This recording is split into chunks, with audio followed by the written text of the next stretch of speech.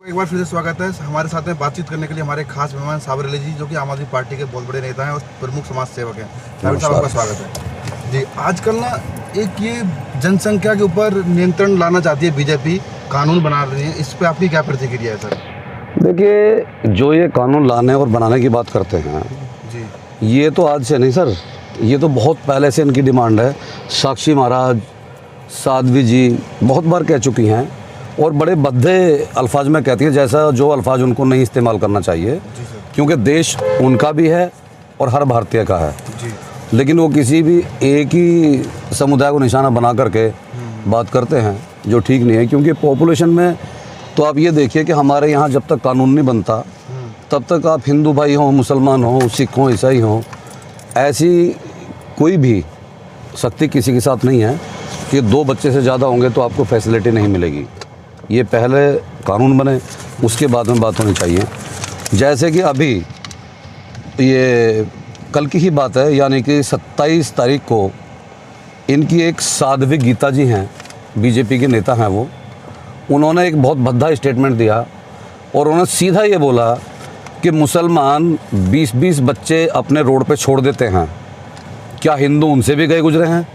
वो कम से कम 5 बच्चे तो रोड पे छोड़ें अपने। ये किस हद तक आप ठीक मानते हैं? मीडिया कहाँ तक ठीक मानती है? इसको बीजेपी किस तरह ठीक मानती है? या ये सभ्यता के दायरे में आता है या नहीं आता है? कानून बनाना अलग चीज़ है, कमेंट करना अलग चीज़ है, और जो हम बात बोल रहे हैं, जिस भी लहजे में बोल रहे हैं, उसका मतलब क्या बनता है, वो एक अलग चीज़ है। पहली बात तो बीजेपी के या किसी भी पार्टी के बड़े लीडर को ये बात शोभा नहीं देती इस तरह से कहना।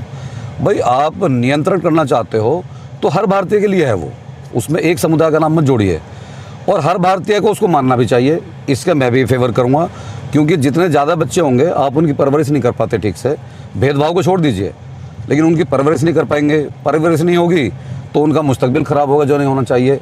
और हमें किसी का मुस्तकबिल ख़राब करने का कोई अधिकार नहीं है। तो अगर कानून भी लाते हैं या कोई प्रतिक्रिया उस पर देते हैं तो उसमें थोड़ी इतनी तहजीब नज़र आनी चाहिए कि हम हिंदुस्तानी हैं, उसको नहीं भूलना चाहिए उनको कभी भी।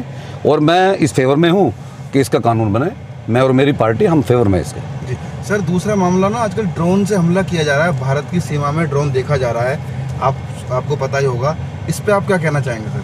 सर, इस पे मैं ये कहना चाहूँगा कि शायद मेरी बात कुछ लोगों को पसंद आएगी और कुछ लोगों को ना पसंद आएगी। मैं ये जानना चाहता हूँ, जब पहले इलेक्शन हुए तो पुलवामा हमला हुआ था, अब इलेक्शन नज़दीक आ रहे हैं, अब ड्रोन हमला हो गया। जहाँ तक मैं समझता हूँ, शायद पूरी दुनिया में हमारे यहाँ की जो एजेंसीज़ हैं, जो भी काम करती हैं, वो नंबर वन और नंबर 2 पे आती हैं, नंबर 1 और नंबर 2 पे आती हैं वो। तो एक बात ये समझ नहीं आती कि ड्रोन जो आता है, ना तो रोड पे चल के आता है वो, ना किसी गाड़ी में लोड होके आता है, ड्रोन ऊपर उड़ के आता है। अगर ये पाकिस्तान का नाम लेते हैं कि पाकिस्तान की साजिश है, तो पाकिस्तान की इतनी हैसियत नहीं है कि भारत से इस तरह से वो टकराए। और अगर उसकी हैसियत आप इतनी समझते हो तो आप क्यों नहीं उसको जवाब देते? इसके लिए पब्लिसिटी करने की क्या ज़रूरत है, या मीडिया के थ्रू उसको इतना हाईलाइट करने की क्या ज़रूरत है? आप उसका जवाब दीजिए ना। हम इतने सक्षम हैं, हमारा भारत और हमारी मिलिट्री हर तरह की इतनी सक्षम है कि पाकिस्तान को 2 मिनट में सबक सिखा देगी। अब ये बताइए कि ड्रोन कैमरा कहाँ से निकल के आता है? वो हमारी एजेंसी क्या कर रही है, हमारे रडार क्या कर रहे हैं? जबकि जिस जगह पर ये हमला हुआ है वहाँ परिंदा पर नहीं मार सकता। ड्रोन की तो बहुत बड़ी बात है, और हमला करना बहुत बड़ी बात है। अगर इतने इंटेलिजेंट होने के बाद भी हमारे ऊपर कोई हमला करता है तो ये मैं समझता हूँ पाकिस्तान की तारीफ़ की बात नहीं है, ये हमारे लिए शर्मनाक बात है कि हम उसको जवाब नहीं दे पाते या उसको सबक नहीं सिखा पाते। वरना जितनी शक्तिशाली हमारी मिलिट्री फोर्स हैं, हमें उन पर गर्व है। वो 2 मिनट में ठीक कर सकते हैं, वो चाहे पाकिस्तान हो या कोई भी देश हो जो हम पे हमला करेगा। हमारे देश की जनता भी लड़ना जानती है और हमारे देश की मिलिट्री भी लड़ना जानती है। तो ये बात मुझे समझ नहीं आ रही कि ड्रोन कहाँ से आता है और कहाँ जाता है। भाई, हमला करके भी कहीं जाता ही है ना वो, तो आप क्यों नहीं पकड़ पा रहे उसको? ऐसी कौन सी कमजोरी है हमारे पास? क्या चीज़ आज हमारे पास नहीं है? मोदी जी कहते हैं, मोदी जी क्या, हर बीजेपी वाले तो ठोक के कहते हैं भारतीय शक्तिशाली देश बन चुका है एक भारत, और मोदी जी के सामने कोई देश नहीं टिक सकता। भाई, देश को आप छोड़िए, आप पहले ड्रोन हमले का जवाब दीजिए और उसको रोकिए। ये आपका कर्तव्य भी बनता है और नागरिक सुरक्षा के लिए भी आपका फ़र्ज़ बनता है।